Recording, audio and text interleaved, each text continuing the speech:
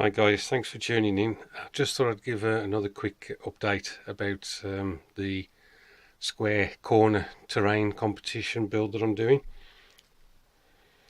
As you can see, some painting has been done to the figures and models. There's still a long way to go with those though. I painted the Panzer Grey on these with Vallejo's Model Air Panzer Grey, because I thought with it being pre-thinned it would be better rather than using, like I usually do, the normal model colour.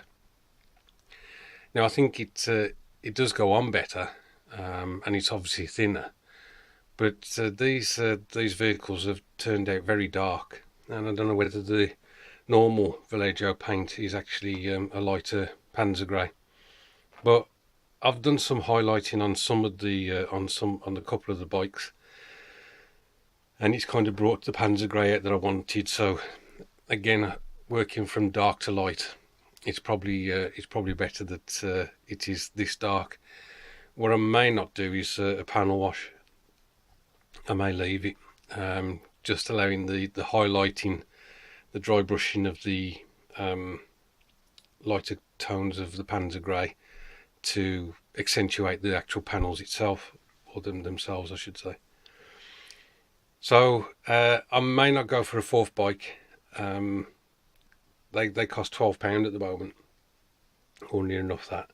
I know I showed one that had got £9, but yeah. So there's almost, well, there's 30 odd pounds worth there. Then that was £20. So that's £50, and then I had to get this guy. So it's turned into an expensive vignette. So I'll probably just leave it at the 3 bikes.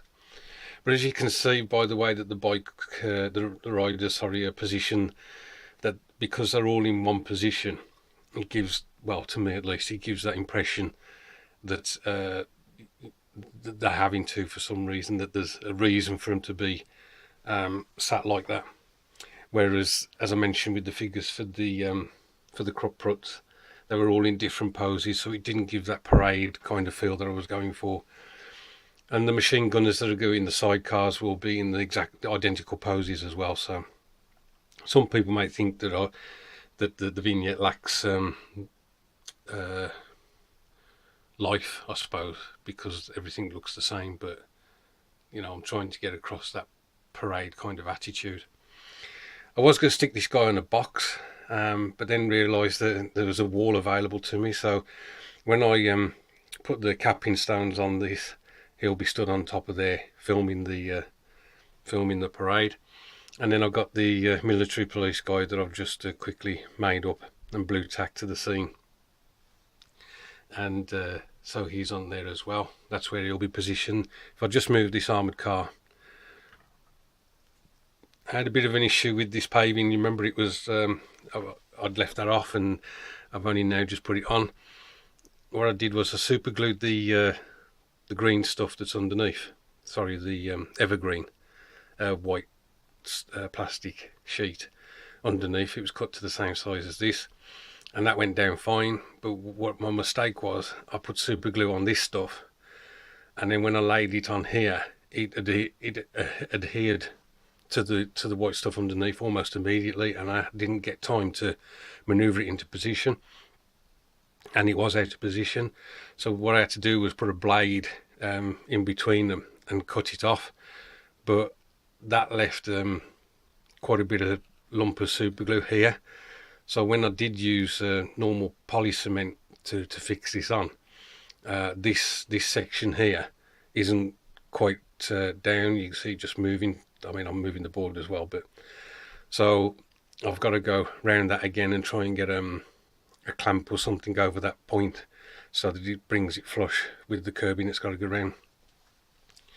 So the other things I've got to do is I've got to get some of this road section, and obviously there'll be curbing around this edge, but there'll be a small section here and here that I've got to cut out. So that's one of the other jobs to do. And as I've mentioned before, I've got to do this garden or park area. The lighting column again will be somewhere along here, and then probably that bill poster thing rather than the newsagent stand will go on this side. So I am progressing with it. I'm not stressing just yet with the amount of time we got left. I think I've got sufficient time to finish this, and it is my priority. Although something happened recently where my mind's moving off to another project, which doesn't involve World War II. In fact, it's going back to 40k, and that's Tattoo for You's fault, because he showed the Primark Triumph for it, and those figures just look so good that I had to get those. And again, it's brought back the passion for 40k, even if it's just painting the figures, but I would like to play it more often. But anyway, for the moment, I'm really enjoying this, and I hope to give you another update middle of this coming week. Thanks for watching.